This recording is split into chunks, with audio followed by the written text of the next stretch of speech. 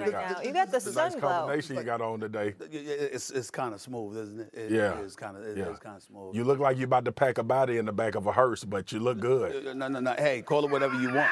I mean, some would say I already did pack a few bodies in a hearse this Sunday night. You know, when I watched and wrote I got the eulogies written and all of that other stuff. Keyshawn, you know, Keyshawn, man, how you doing, my brother? How you doing? I'm good. I committed to being on here Tuesday, so I stayed with that commitment. You don't look well. Appreciate that. You don't look well. He don't look well.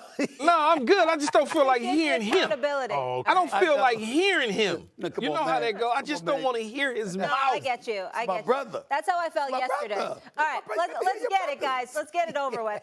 For the third time, Dak Prescott had the Dallas Cowboys in the divisional round of the playoffs, and for the third time, their season ended there. This time, it was in a 19-12 loss on Sunday to the San Francisco 49ers, the same team that eliminated the Cowboys in the wild card round last season. Micah Parsons was not happy with that offense, and he let it be known.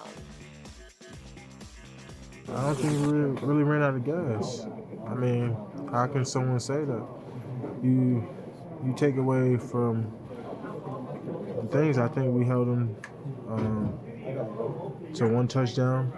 I mean, you tell me we come in this game and holding them up to under 20 points, and if you take away the turnover points, you holding them to under 15, you win the game. So I really want to say that. I think everybody left it out there, but they made bigger plays. All right. Shortly after the loss, the Cowboys official Twitter posted a tweet that placed the blame for the loss on Dak. Dak Prescott gave the ball twice in the narrow loss to the Niners in a matchup the Cowboys had a chance to win if they didn't again generate self-inflicted wounds. The tweet then links to an article. Okay, a lot of high hopes for this year. It's also worth noting, guys, that Jerry Jones canceled his radio appearance with 105.3 The Fan this morning. I don't think I've ever reported that breaking news. Yeah. Stephen A., they having you on? They having you on instead. Yeah.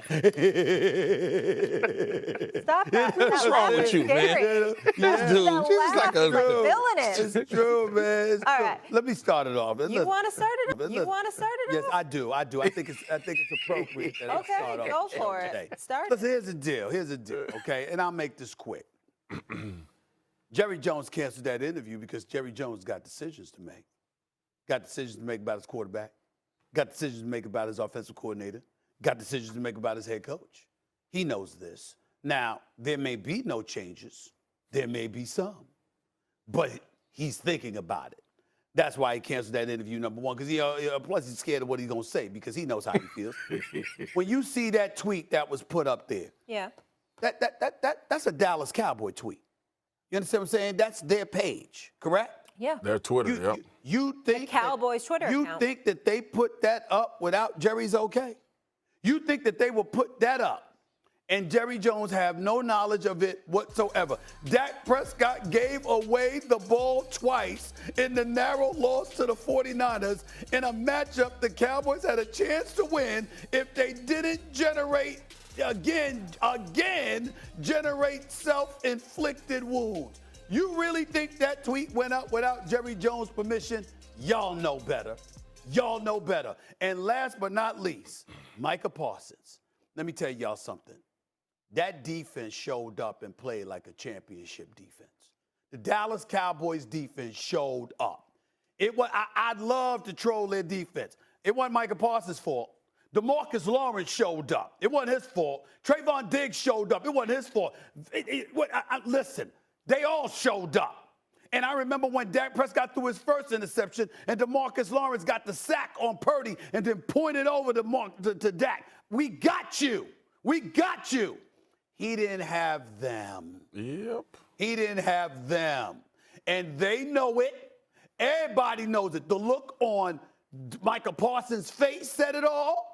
That tweet said it all. And Jerry Jones cancellation of his weekly radio appearance on 105.3. That's the station. That's the station that he shows up on. I know because they had me on the last 2 weeks. And I tried to tell them, fellas, I said, this is coming. I want y'all to brace yourself. Y'all go, and y'all ain't going to want to call me back on. You talk about Stephen A. They actually had the audacity to ask me, fellas, all right, so when we get to the conference finals, and when we get to the Super Bowl, are you going to come back on? I said, yes, but it won't happen. It's not going to be necessary. so we'll see if they call me now. I told them, and I told y'all. The floor is yours, Keyshawn.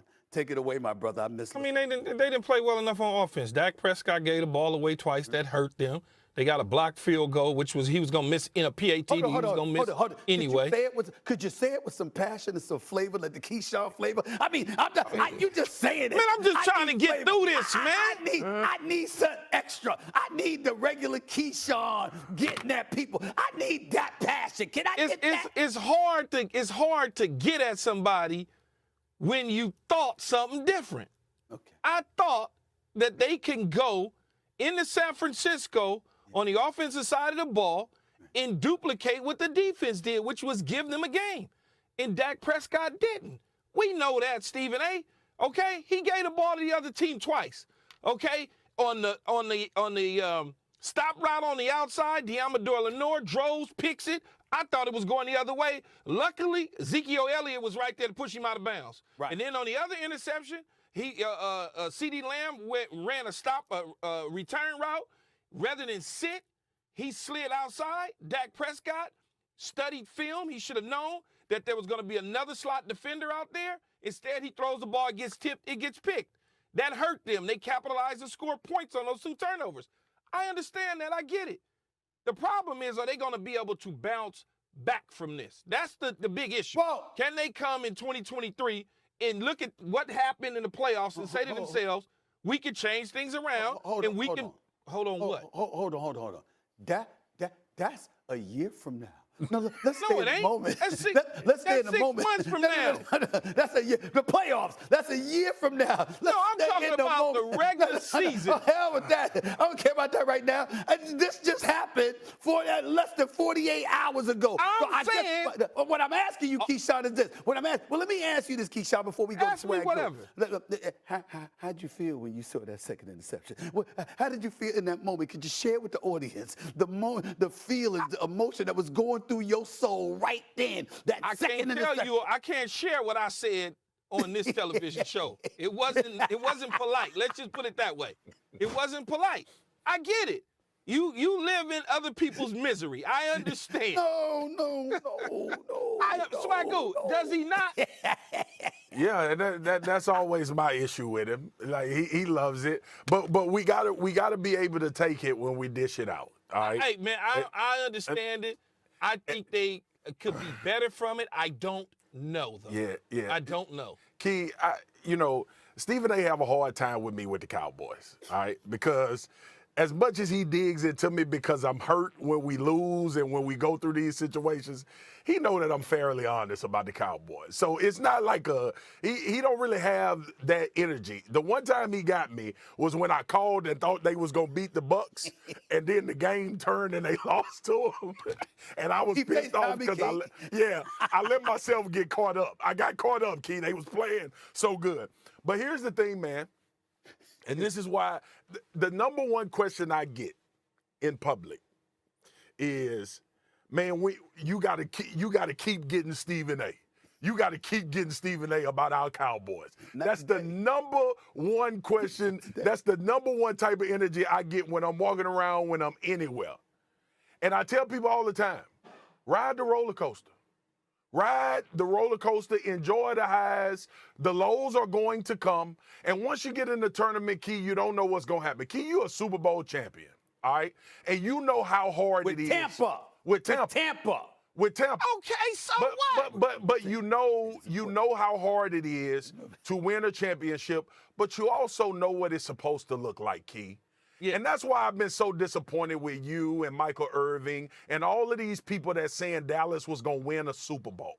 Y'all knew damn well that this team wasn't built well enough to win a Super Bowl. And I get it, Key. I got killed for picking the 49ers last week. I had people texting me, "You disloyal SOB." I had all kind of stuff in my They direct turned on you. message. They turned What? on you. in a New York No Minute loyalty. essay. No loyalty. In a New York Minute, I mean, like I had said, they had no chance. Like I literally said, Dallas can win this game if they play mistake-free football. But here's my problem, and here's the let me give something to the Dallas Cowboy fans. Y'all got to stop letting Stephen A. get y'all like this. We were sitting here week 4 of the season or 5, and he put the Dallas Cowboys as the #1 team on Stephen A. list. And he knew exactly what he was doing, and they fall for it. It's always a setup for failure. They That's fall what he's for hoping. it every single time. But Key, here's the problem, though, Key, and this is why this man needles me in this situation so bad.